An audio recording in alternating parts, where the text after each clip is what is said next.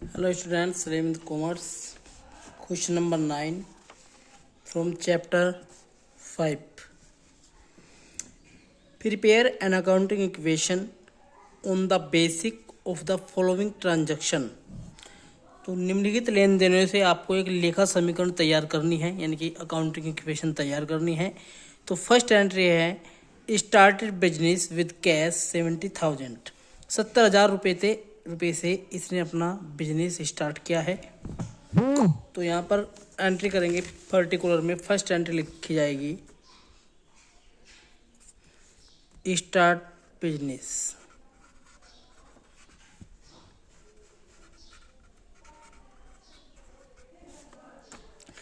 और start business जो है उसने किया है 70,000 से। तो बिजनेस स्टार्ट करने पर कैश लगाई है 70,000 रुपये की, तो उससे हमारी इधर आ जाएगी यहाँ पे कैश और इधर प्लस में कैपिटल, जिससे 70,000 की कैश हो जाएगी और 70,000 प्लस हो जाएंगे कैपिटल में।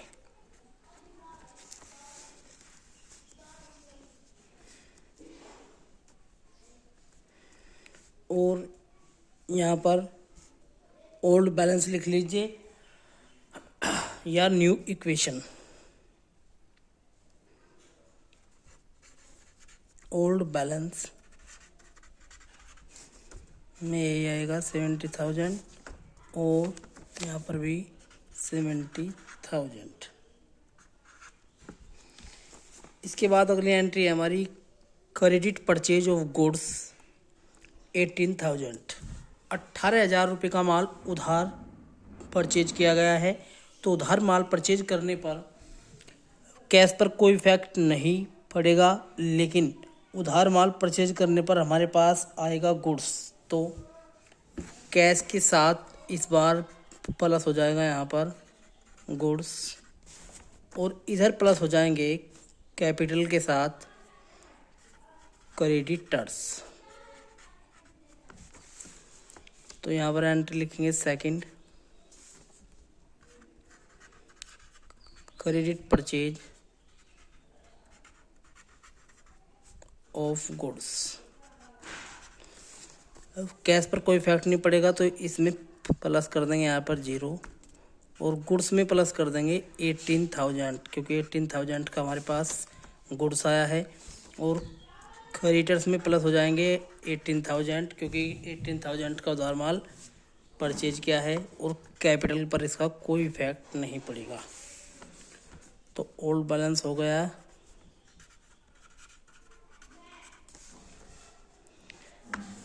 कैश 70,000 प्लस गुड्स 18,000 और यहाँ पर क्रेडिटर्स भी 18,000 और कैपिटल भी 70,000।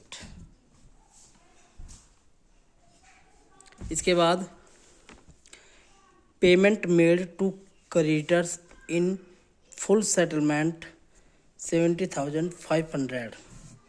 जिन क्रेडिटर से हमने 18,000 रुपये का माल खरीदा था उन्हें हमने दिए हैं 17,500 रुपये केवल। तो 17,500 रुपये उन्हें दे दिए हमने।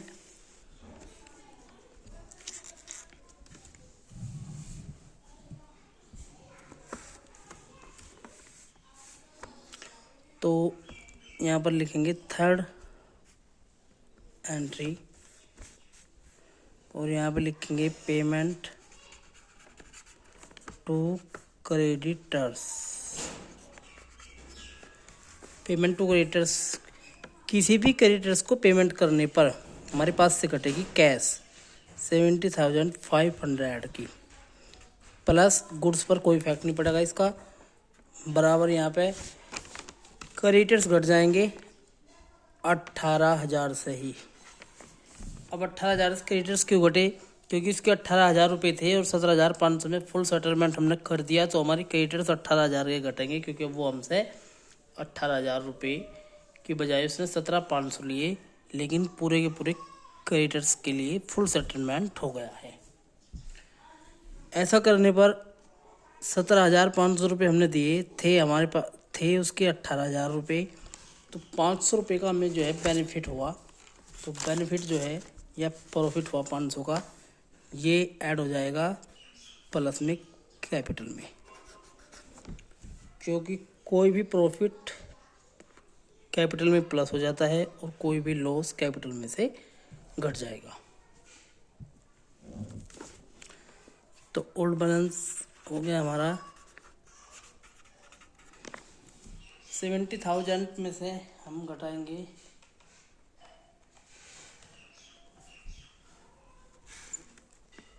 17,500, तो हमारे पास बचेंगे 52,500 प्लस 18,000 का गुड्स, यहाँ पर 0 बचेगी और यहाँ पर बचेंगे 70,500।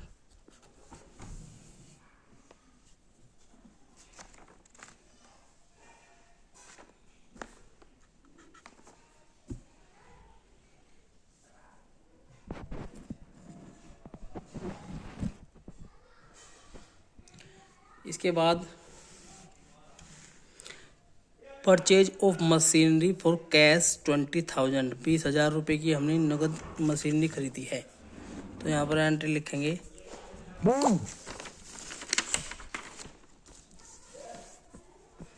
मशीन परचेज,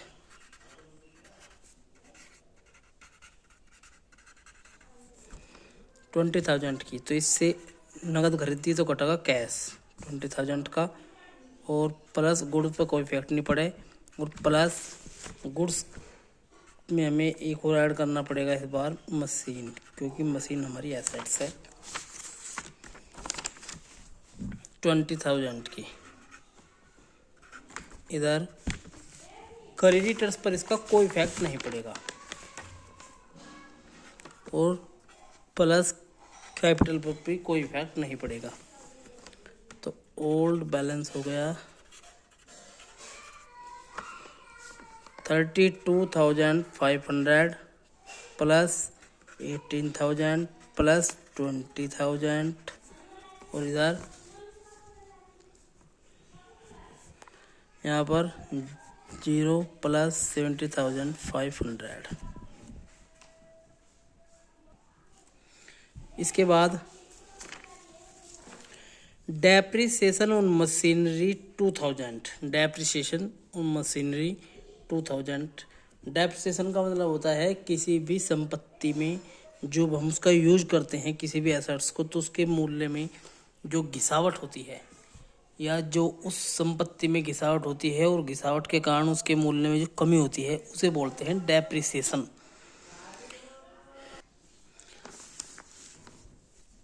तो डेप्रिसिएशन ऑन मशीनरी 2,000 जो है, एंट्री लिखेंगे यहाँ पर 6,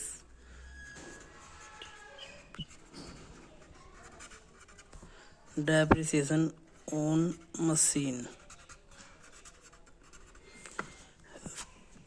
कैश पे इसका कोई इफेक्ट नहीं पड़ेगा, प्लस गुड्स पे कोई इफेक्ट नहीं पड़ेगा, लेकिन मशीन में से मशीन का रेट जो है 2,000 रुपये से कम हो जाएगा, और इधर क्रेडिटर्स पे कोई इफेक्ट नहीं पड़ेगा, और कैपिटल में से भी 2,000 रुपये लेस हो जाएंगे। तो फाइनल इक्वेशन हो गई हमारी 32,500 प्लस 18,000 प्लस 18,000, और यहाँ पर 0 और प्लस यहाँ पर 68,500।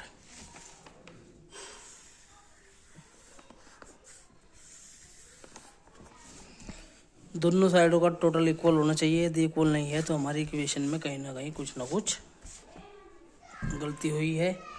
तो दोनों का इसका टोटल हो गया 68,500, और यहाँ पर भी 68,500।